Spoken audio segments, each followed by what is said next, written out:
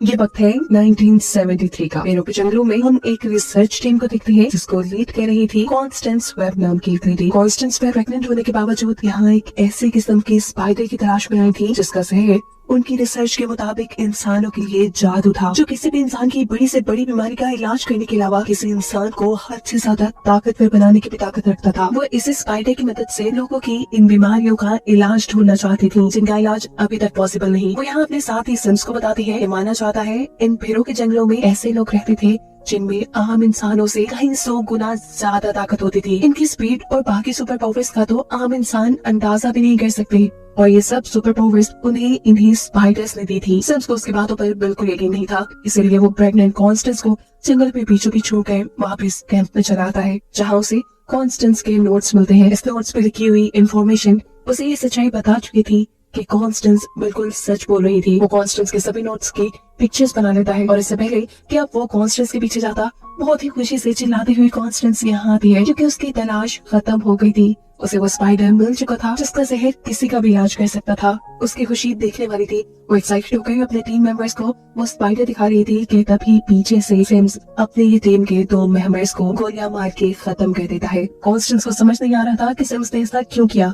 तभी सिम्स उसके सामने आता है और कहता है, ये जान शराफत से मेरे वाले कर दो, ये स्पाइडर सिर्फ मेरी है और इसका इस्तेमाल सिर्फ मैं ही करूंगा। वो लगातार कॉन्स्टेंस से स्पाइडर वाला जार छीनने की कोशिश में था। इस सारी लड़ाई में सिम्स के हाथ में मौजूद गन चल जाती है जिससे कॉन्स्टेंस अब जख्मी हो चुकी थी। ये सेल्फिश इंसान सिम्स ये भी ख्याल नहीं करता कि कॉन्स्टेंस जख्मी है और प्रेग्नेंट है। वो बस उसके हाथ से स्पाइडर वाला जार लेता है और उसे मरने के लिए ही अकेला छोड़कर वापस चला जाता है। कॉन्स्टेंस बिल्कुल मरने वाली थी और इस टाइम कॉन्स्टेंस की जान बचाने के लिए एंट्री करते हैं उसी ट्राइब के लोग जिसकी कहानी कॉन्स्टेंस सिम्स को सुना रही थी। कॉन्स्टेंस को उठाकर वो एक गार में भरे तालाब में ले जा चुकी थी। यहाँ वो एक स्पाइडर को उसे कट पाकर उसका इलाज करना चाहते थे, लेकिन कॉन्स्टेंस की हालत बिगड़ती जा रही थी क्योंकि अब वो वक्त भी आ गया था जब वो अपने बच्चे को जन्म देती। कॉन्स्टेंस के पास इस टाइम एक बेटी पैदा होती है जिसका नाम वो लोग केसी रखते हैं। केसी के पैदा होने के बाद कॉन्स्टेंस की हालत और भी बिगड़ चुकी थी। इस टाइम पर उस ट्राइब का लीडर जो अभी कॉन्स्टेंस का इलाज कर रहा है, वो उससे वादा लेता है कि जब ये लड़की अपने सवालों के साथ यहाँ वापस आएगी तब तक मैं इसका इंतजार करूंगा। सीन्स अब यहीं से कट हो जाती है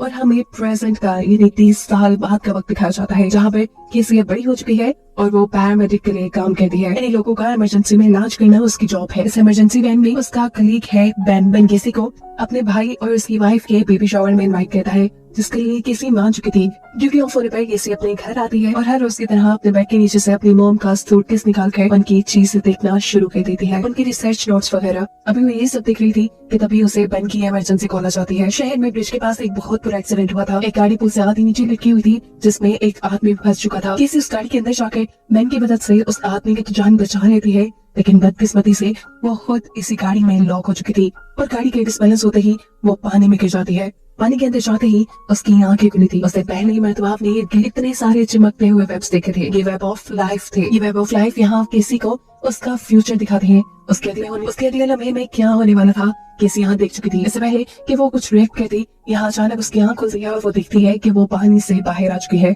उसे रेस्क्यू करने वाला बेन था जो उसे बता रहा था कि तुम 3 मिनट तक पानी में रही हो केसी। अब वो किसी को चेक करता है और देखता है कि अचानक से केसी का ऑक्सीजन लेवल 79 से बढ़कर 89 पे चला गया है। यही चीज एक और मर्तबा रिपीट होती है और केसी बेन से पूछती है, अभी तो तुमने मेरा ऑक्सीजन लेवल चेक किया था। लेकिन बेन ये सब पहली मर्तबा कर रहा था और उससे पहले जो ये सब हुआ वो केसी ने अपने माइंड में देख लिया था। किसी को लगा कि ये सब उसका इल्यूजन है, इसलिए वो उठ के यहाँ से चली जाती है। सीन कट हो गए, हमें अब सिम्स को दिखाया जाता है। सिम्स एक बहुत ही अमीर इंसान बन चुका है और वो आज एक सिक्योरिटी में काम करने वाली लेडी को अपने घर लेकर आया है। ये लोग यहाँ कुछ टाइम स्पेंड करने के बाद सो जाते हैं और सोते हुए सिम्स को एक ख्वाब आता है। वो देखता है कि 3 स्पाइडर सूट पहने हुए लड़कियां उससे उसकी स्पाइडर को लेने के लिए लड़ रही है और ऐसा करते हुए वो उसे मार देती है।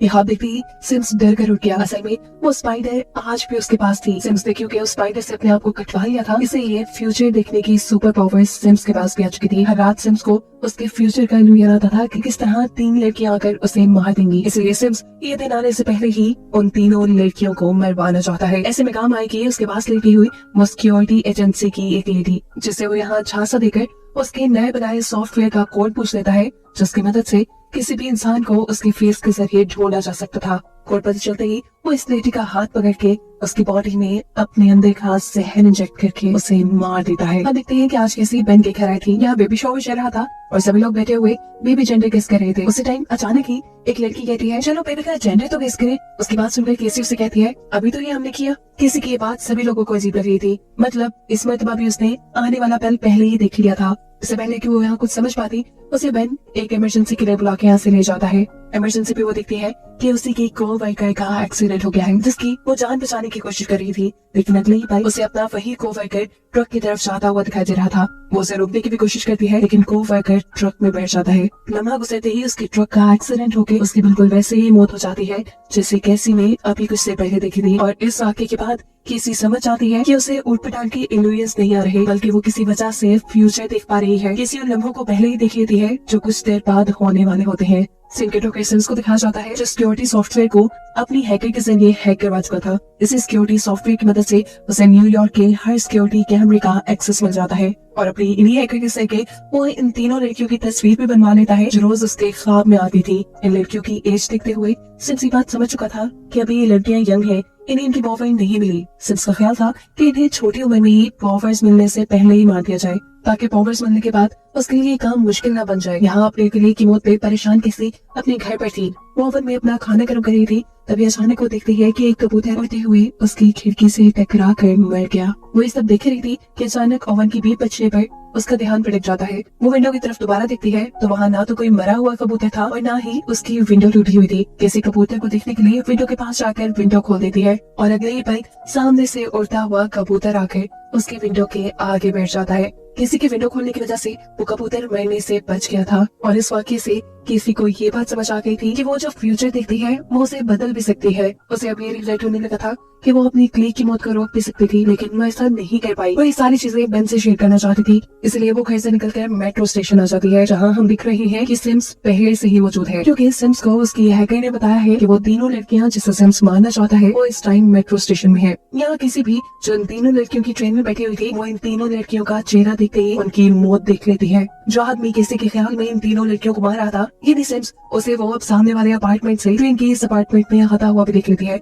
वो इन तीनों लड़कियों को जल्दी से यहाँ से उठाती है और ट्रेन से बाहर निकाल लेती है। बाहर निकलते ही लड़कियां तो उसकी बात समझ ही नहीं पा रही थी। वो ट्रेन के अंदर सिम्स को देखती है जो इन तीनों लड़कियों के ऊपर नजर रखे हुए था। किसी इन तीनों से कहते हैं जल्दी तुम तीनों को इस स्टेशन से बाहर निकलना होगा, लेकिन ये तीनों उसकी एक नहीं सुनती और शोर कर करके लोगों को यहाँ बुलाना शुरू कर देती है। इससे पहले कि यहाँ कोई आता, किसी इन तीनों को स्पाइडरमैन जैसा सूट पहने हुए आदमी को इनकी तरफ आता हुआ दिखाती है। वो आदमी तेजी से इन तीनों की तरफ बढ़ा था, इसलिए कैसी इन तीनों को लेकर एक ट्रेन के अंदर चढ़ जाती है और अब वो आदमी भी इस ट्रेन के ऊपर आ चुका था। इस आदमी से बचाने के लिए किसी इन तीनों को अब ट्रेन से निकाल कर ग्राउंड फ्लोर पर ले आई थी, लेकिन वो जानती थी कि वो आदमी अभी तक उनके पीछे है।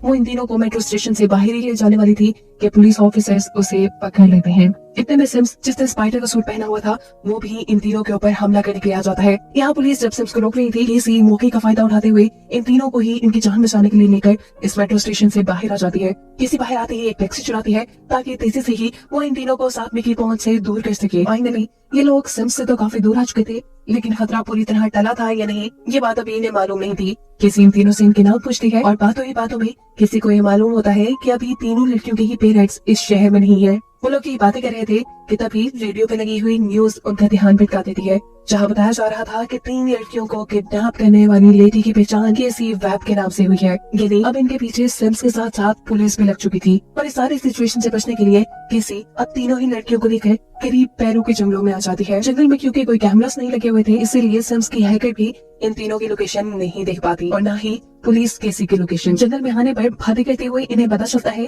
कि ये तीनों लड़कियां कभी ना कभी किसी से मिली थी। ये तीनों इस टाइम सवाल करके किसी को मार देती है कि आखिर तुम हमें यहाँ लेकर क्यों आई। तब केसी इन्हें बताती है कि मुझे फ्यूचर दिखता है और मैंने फ्यूचर में तुम्हारी मौत तो साथ में क्या तो देख ली थी। उसके बाद कहते ही मेरी नाम की लड़की हंसने लगी थी, लेकिन मेरी की हंसी को सारे इग्नोर कर देते हैं और जूलिया कहती है वो आदमी किसी स्पाइडर की तरह छत पे चल रहा था। उस केसी जूलिया ने किसी का दिमाग ठनका दिया था। किसी को अब अपनी मॉम के नोट्स में लिखी हुई चीजें याद आने लगी थी, इसलिए वो इन तीनों से कहती है मैं 3 घंटे में वापस आ जाऊंगी, लेकिन 3 घंटे तक तुम तीनों यहाँ से हिलने की कोशिश भी मत करना। वो फौरन अपने घर जाकर अपने मॉम के नोट्स खोलती है। इस डायरी में उस स्पाइडर ट्राइब के लोगों के बारे में लिखा था जिन्हें हम पास्ट में देख चुके हैं। ये लोग दीवारों और छतों पे चलने के साथ साथ फ्यूचर देखने की भी ताकत रखते थे। फ्यूचर तो किसी को भी नजर आ रहा था, इसलिए वो दीवार पे चढ़ने की कोशिश करती है ये जांचने के लिए कि कहीं वो भी तो स्पाइडर ट्राइब से तो नहीं, लेकिन वो इस चीज में नाकाम हो जाती है। इस सूटकेस में किसी को उसकी मॉम के साथ सिम्स का फोटो नजर आ जाता है और वो यहाँ सिम्स को पहचान भी गई थी कि ये वही आदमी है जो इन तीनों लड़कियों को मारना चाह रहा था।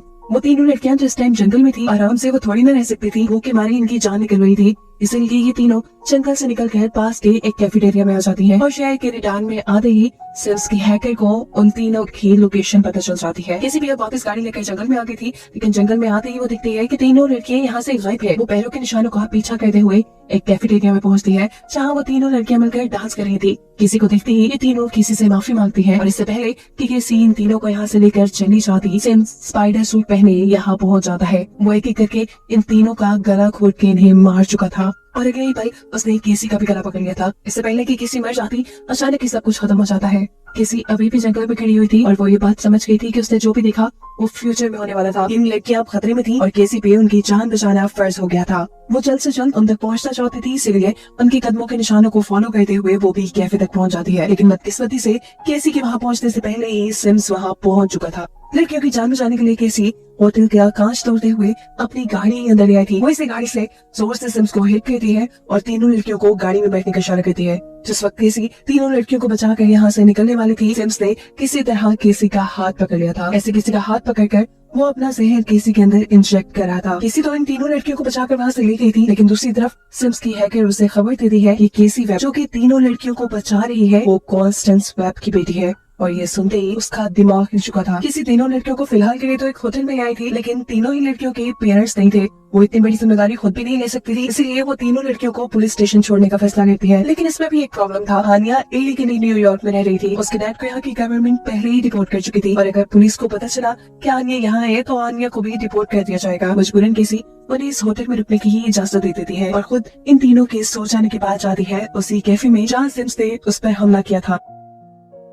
उसके यहाँ आते ही लोकेशन ट्रेस करते हुए सिम्स भी यहाँ जाता है। सिम्स किसी को अपने बारे में बताता है और कहता है कि मेरा नाम सिम्स है। मैं उन तीनों लड़कियों को इसलिए मारना चाहता हूँ क्योंकि आने वाले वक्त में उन लड़कियों के पास सुपर पावर्स होंगी और सुपर पावर्स मिलते ही वो मुझे मार देंगी। मैं बस अपनी जान बचाने के लिए उनके पास सुपर पावर्स आने से पहले उन्हें मार देना चाहता हूँ। ये लफ्ज़ सुनते ही अचानक किसी की आंख खुल जाती है और हमें पता चलता है कि इस मरतबा भी ये सब कुछ किसी अपने ख्वाब में दिख रही थी। वो किसी होटल में नहीं गई थी, वो बल्कि इन तीनों लड़कियों के साथ ही बेड पे सोई हुई थी। सुबह होने पर केसी अब इन्हें सिम्स के बारे में बताती है कि आखिर क्यों वो इन तीनों के पीछे पड़ा था। केसी कहती है कि तुम तीनों को बहुत बचकर एक साथ रहना होगा। तुम तीनों जब तक एक साथ रहोगी तब तक बची रहोगी।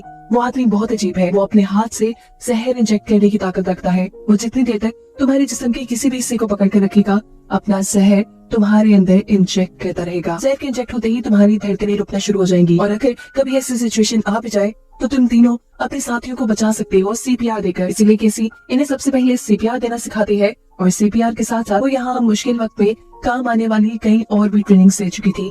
आसान लफ्जों में वो सिम्स से मुकाबला करने के लिए इन्हें तैयार कर रही थी। केसी अब इन तीनों लड़कियों से कहती है कि सिम्स के पास जितने भी सुपर पावर्स हैं, उनके बारे में मेरी मॉम की रिसर्च डायरी में लिखा हुआ है। अब सिम्स के बारे में और मालूमात लेने के लिए मुझे पेरू के जंगलों में जाना होगा। मेरे पीछे तुम तीनों अपना बहुत ख्याल रखना और एक साथ रहना। ये कहकर वो यहाँ से निकल जाती है। अपनी मॉम का सामान और पेरू के जंगलों का नक्शा लेते हुए वो अब जंगल के बीचों बीच पहुंच चुकी थी, जहाँ उसे मिलते हैं स्पाइडर ट्राइब के लीडर। वो उसे देखकर कहते हैं आखिर तुम अपने सवालों का जवाब मांगने आ ही गई। लीडर उसे गार में बने उस तालाब में ले आते हैं जहाँ केसी पैदा हुई थी और उसकी मॉम कॉन्स्टेंस की मौत हुई थी। इस जगह को देखते हुए केसी नाराज से लग रही थी। वो लीडर से कहती है पता नहीं क्यों मेरी मॉम ने इस जगह आने के लिए मेरी जान को खतरे में डाल दिया था। लीडर मुस्कुराते हैं और कहते हैं ये सारी कहानी जानने के लिए तो तुम्हें उस वक्त में जाना पड़ेगा जब तुम पैदा हुई थी। तुम्हारी कहानी तो तुम्हारे पैदा होने से पहले ही शुरू हो गई थी। लीडर किसी को एकदम से झटका देते हुए उसके सोल को उसकी बॉडी से बाहर निकाल देते हैं। किसी की सोल वहाँ तालाब के पानी में गिर जाती है और उसके इर्द गिर्द वेब ऑफ लाइफ बन जाता है। ये वेब ऑफ लाइफ उसे उस वक्त मिल गया था जब उसकी मॉम यहाँ जंगलों में उस स्पाइडर को ढूंढने के लिए आई थी। वेब ऑफ लाइफ ने एक ही लम्बे में किसी को सब कुछ दिखा दिया था। कॉन्स्टेंस के स्पाइडर को ढूंढने से लेकर उसको गोली लगने, किसी के पैदा होने और कॉन्स्टेंस के मरने तक सब कुछ। ये सब देखकर केसी अभी अपनी कहानी नहीं समझ पाई थी, इसलिए वेब ऑफ लाइफ उसे वक्त में थोड़ा और पीछे लेकर जाता है जब केसी की मॉम यानी कॉन्स्टेंस डॉक्टर से मिलने आई है। यहाँ डॉक्टर केसी की मॉम को बता रही थी कि केसी के पैदा होने से पहले ही उसे एक ऐसी बीमारी थी जिसका इस दुनिया में इलाज मुमकिन ही नहीं था। ऐसा भी हो सकता था कि केसी पैदा होते ही मर जाती और ज्यादा से ज्यादा लाइफ केसी की सिर्फ 6 माह तक की थी। इस खबर ने कॉन्स्टेंस को यानी केसी की मॉम को बहुत ही ज्यादा डिस्टर्ब कर दिया था और ये सच्चाई सुनने के बाद केसी रोने लग जाती है क्योंकि उसे समझ आ गया था कि आखिर क्यों उसकी मॉम उसके पैदा होने से ठीक पहले उन जंगलों में गई थी, अपनी जान को खतरे में डालकर। आज से पहले तक वो कॉन्स्टेंस से यानी अपनी मॉम से बदगुमान रही कि उन्होंने अपने पैशन के लिए किसी को खतरे में डाल दिया, लेकिन ऐसा नहीं था। ये सोचते हुए ही अचानक उसकी सोल उसकी बॉडी में वापस आ जाती है। वो अभी तक शौक में थी कि आखिर ये सब लीडर ने कैसे कर दिया। वो इससे सवाल भी कर लेती है, लेकिन लीडर बताते हैं कि ये सब मैंने नहीं बल्कि तुम्हारी पावर्स ने किया है, वो पावर्स जिनका तुम्हें अब अंदाजा होने लगा है। जवाब में किसी कहती है मेरे पास तो सिर्फ फ्यूचर देखने की सुपर पावर है। लीडर बताते हैं नहीं, फ्यूचर देखना तो तुम्हारी सुपर पावर्स की शुरुआत है, तुम बहुत कुछ कर सकती हो। वेब ऑफ लाइफ के जरिए तुम एक टाइम में तीन जगह होकर 3 लोगों की एक साथ जान बचा सकती हो। सिर्फ यही नहीं, तुम्हारे पास फ्यूचर बदलने की भी ताकत है और ये पावर हर किसी को नहीं मिलती। लीडर बताते हैं तुम्हारी ये सभी सुपर पावर सब सामने आएंगी जब तुम किसी मुश्किल हालात का सामना करोगी। सीन्स कट होकर शहर में शिफ्ट होते हैं जहाँ सिम्स अभी तक उन लड़कियों के बारे में कुछ भी ना पता चल पाने पर बहुत ही ज्यादा गुस्से में है। पता चला है कि जाने से पहले केसी उन 3 लड़कियों को बेन के घर छोड़ गई थी। तीनों अभी तक केसी की बात मानते हुए बेन के घर से बाहर नहीं निकली थी, लेकिन आज बेन के ब्रदर की वाइफ के पास एक बेबी पैदा होने वाला था। उसकी हालत बहुत ज्यादा खराब हो रही थी, इंतजार करने का उनके पास वक्त नहीं था, इसलिए तीनों खुद उस औरत को लेकर हॉस्पिटल के लिए निकल जाती हैं और कैमरास के सामने आते ही उनकी लोकेशन का पता चल जाता है सिम्स को। अब केसी जो इस टाइम बेन के घर आई थी 3 लड़कियों को लेने के लिए, उसे यहाँ बेन के घर पे कोई नहीं मिलता, इसलिए वो पास में जाकर देखती है कि 3 लड़कियां तो बेन की सिस्टर इन लॉ को लेकर हॉस्पिटल गई हैं, जहाँ रास्ते में ही सिम्स उनके ऊपर हमला कर चुका था। उन तीनों की जान बचाने के लिए केसी यहाँ से एक एम्बुलेंस चुरा कर भागती है, जबकि दूसरी तरफ हम देखते हैं कि सिम्स की हैकर ने उस रोड के सारे सिग्नल्स ग्रीन कर दिए थे जिस रोड पे वो 3 लड़कियां थी। ऐसे उनका बुरी तरह एक्सीडेंट होते हुए बचता है। ये तीनों देखती हैं कि इस गाड़ी के बाहर सिम्स खड़ा था। सिम्स के हाथ में एक बम था, ये नहीं वो बम के जरिए उन 3 लड़कियों को मारना चाहता था। इससे पहले कि वो बम गिराकर उनकी गाड़ी को तबाह कर देता, सही वक्त पर केसी आकर उसे अपनी एम्बुलेंस से हिट कर देती है और इस तरह उसके हाथ में पकड़ा हुआ बम किसी और गाड़ी के नीचे जाकर फट जाता है। मौके का फायदा उठाते हुए केसी उन 3 लड़कियों को अपने साथ एम्बुलेंस में बिठा लेती है, जबकि मैन से उसकी सिस्टर इन लॉ को हॉस्पिटल ले जाने को लेती है। सिम्स ये चीज देख चुका था कि वो 3 लड़कियां एम्बुलेंस में भाग रही है, इसलिए वो एम्बुलेंस के ऊपर चढ़ जाता है। ये देखते हुए केसी पीछे आने से कहती है कि वहाँ इलेक्ट्रिक इम्पल्स मशीन होगी, उसे उठाकर छत पे लगा दो। उसके ऐसा करने से ऊपर खड़े हुए सिम्स को बुरी तरह करंट लगता है और वो उनकी एम्बुलेंस से नीचे गिर जाता है। किसी एम्बुलेंस को लेकर आगे चली जाती है, लेकिन एक अंडरपास के नीचे उनकी एम्बुलेंस रुक चुकी थी और अब अगले 5 मिनट में क्या क्या होने वाला था ये सब केसी अपने फ्यूचर देखने वाली सुपर पावर से पता चला लेती है। उसे लीडर की बातें याद आती है कि वो फ्यूचर भी बदल सकती है। यही सोचते हुए वो एम्बुलेंस का रेडियो यूज करती है और मेडिकल इमरजेंसी का बहाना कहते हुए यही करीब एक बिल्डिंग के पास एक हेलीकॉप्टर बुलाती है। इस टाइम ये लोग फायर क्रैकर्स बनाने वाली एक फैक्ट्री के पास थे। केसी इन तीनों को लेकर उस फैक्ट्री के अंदर आ जाती है और यहाँ ये लोग सिम्स के लिए जाल बिछाना शुरू करते हैं। सिम्स जैसे ही उनके पीछे इस फैक्ट्री के अंदर आता है, उनके बिछाए फायर क्रैकर्स के जाल में फंस जाता है। एक के बाद एक वहाँ बहुत से फायर क्रैकर्स फटते हैं जो सिम्स का ध्यान अपनी तरफ लगा चुके थे। मौके का फायदा उठाते हुए केसी उन 3 लड़कियों को लेकर इस बिल्डिंग की छत पे आ चुकी थी जहां हेलीकॉप्टर आने वाला था। वो इन 3 लड़कियों को सेफली हेलीकॉप्टर में बिठाकर यहां से भगाने की कोशिश में थी, पर केसी के इस प्लान को नाकाम करने के लिए यहाँ पे सिम्स आ चुका था। उसका ध्यान भटकाने के लिए केसी उसे लड़ती है और ये लोग लड़ते लड़ते एक बिलबोर्ड के टावर पे चढ़ जाते हैं जहाँ अब सिम्स केसी को पकड़ चुका था। वो केसी का गला पकड़ते हुए अपने जिस्म का जहर उसके अंदर इंजेक्ट कर रहा था। केसी मरने वाली थी, वो मुश्किल में थी। ये सब वो 3 लड़कियां नहीं देख पाती और उसकी जान बचाने के लिए उसके पीछे आती है, लेकिन सिम्स यहाँ बड़ी ही आसानी से इन अनट्रेन्ड 3 लड़कियों से लड़ता है और उन्हें 3 अलग-अलग जगह फेंक देता है। उसके इस हमले से वो 3 लड़कियां ऐसी जगह फंस चुकी थी कि वहाँ बस उनके करीब मौत ही थी और ये देखकर सिम्स हंसने लग जाता है और केसी से कहता है बताओ अब तुम 3 अलग-अलग जगह जाकर एक ही वक्त में इन तीनों को कैसे बचाओगी। उसकी ये बात कहते ही किसी के कानों में लीडर की वो बात गूंजी थी कि अगर जब तुम किसी को बचाना चाहोगी तो तब तुम एक वक्त में कई जगह भी हो सकती हो। इस चीज का एहसास होने पर वो अपनी सुपर पावर्स का यूज करती है और वेब ऑफ लाइफ के जरिए उसी की जैसी बहुत सी और केसी बनकर उन 3 लड़कियों को बचाने के लिए पहुंच जाती है। ये देखते हुए तो सिम्स भी परेशान हो चुका था। वो केसी को रोकने के लिए उसे एक पंच मारता है, पर केसी इस मर्तबा हार मानने वाली नहीं थी। वो आहिस्ता आहिस्ता सिम्स को उस जगह पे ले जाती है जहाँ फ्यूचर में उसने सिम्स की मौत देखी थी। उस जगह पहुंचते ही सिम्स के ऊपर एक बड़ा सा जाल गिर जाता है जिसमें वो फंस चुका था और उसके फौरन बाद उसके ऊपर एक बहुत बड़ा सा बिलबोर्ड गिरने पर उसकी मौत भी हो जाती है। फाइनली केसी ने उन 3 लड़कियों को बचा लिया था उनके दुश्मन को मारकर, लेकिन बुरा यह हुआ था कि बिलबोर्ड के गिरने की वजह से केसी खुद भी लड़कर आकर पानी में गिर चुकी थी। हम देखते हैं कि केसी की बॉडी से एक लाइट निकली है और अब वो पानी में डूबती जा रही थी। इस टाइम पर केसी को बचाने के लिए वो 3 लड़कियां पानी में चमक देती हैं। मुश्किल से वो केसी को पानी से निकालकर बाहर लेके आती है तो देखती है कि उसको सांस आना भी बंद हो गया था। ऐसे में ये लोग किसी के सिखाए तरीके से उसे CPR देती है। ऐसा कहते ही कुछ ही देर में किसी के दिल की धड़कन दोबारा चलना शुरू हो चुकी थी। वो फाइनली होश में आ चुकी थी,